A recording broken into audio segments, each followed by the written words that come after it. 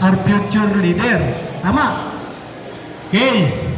Sa ginanap na Unity Walk, Peace Rally at Covenant Signing ng mga kumakandidato sa barangay at sangguniang kabataan dito sa bayan ng Maria Aurora sa Aurora Province, hinikayat ng mga puno ng iba't ibang departamento na silang namamahala sa ginaganap na barangay at SK election. Ang lahat ng mga kumakandidato na magkaisa sa layuning matulungan ang kanya-kanyang mga barangay. Total, ito naman din di umano ang layunin ng bawat isa ang makapaglingkod sa kanya-kanilang mga kabarangay. Matalo daw o manalo ay dapat pa rin tumulong at makiisa sa mga gawaing pangbarangay at ikauunlad nito at maluwag na tanggapin ang pagkatalo. Panatilihin ang kalinisan, kapayapaan, katapatan at kaayusan ng eleksyon.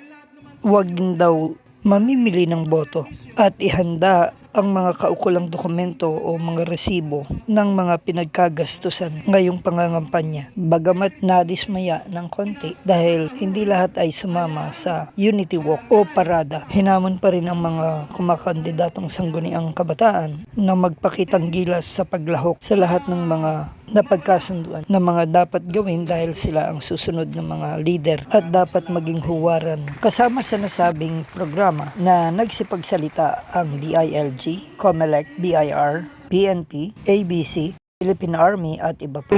Sa kung ano ang kailangan sa atin ng ating mga pinuno. Yun lang po yung billing ko sa. Okay? Okay pa ba tayo ron? Ayan, ganun po yun ano. Para sa NSK News ng NSK TV Channel, Narciso Co reporting.